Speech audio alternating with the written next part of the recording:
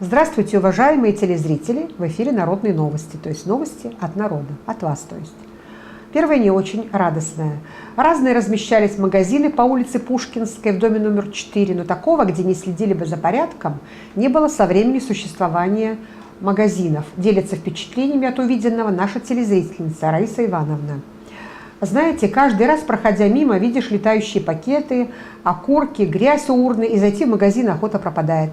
У фасада пустые коробки, ящики, поддоны, вся площадь постоянно замусорена. Бардак на улицах – печальная история. Или кого-то тянет так пожить в родной среде, пишет дальше наша телезрительница. Почему, спрашивает Владимир Борисович, депутат Коптяев всегда остается в одиночестве? Интересный вопрос. А он что, герой-одиночка? Или его предложения идут вразрез с какими-то общепринятыми мнениями?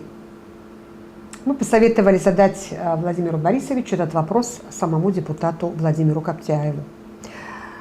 Вера Сергеевна Сафронова возмущена переплатой за электричество. Ее плата за ОДН составила в один из месяцев 140 рублей. Зимой ОДН возрастает до 300, в то время как за квартирные расходы она платит около 200 рублей. Зимой около 300.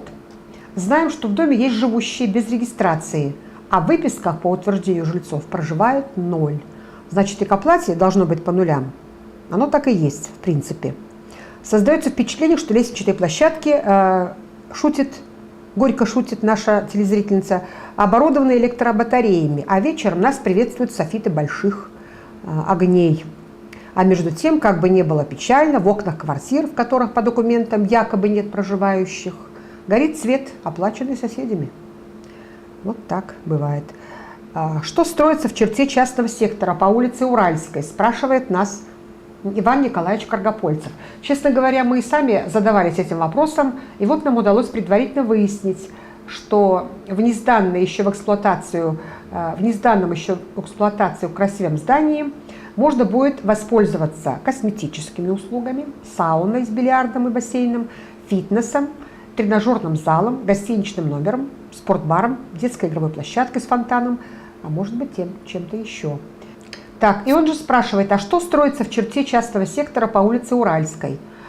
Отвечаем, что в этом здании владелец планирует разместить торговый центр по бутиковому типу, сдавая, как сейчас это принято, отдельные помещения в аренду другим предпринимателям, продающим товары и оказывающим услуги, по типу «купи-продай».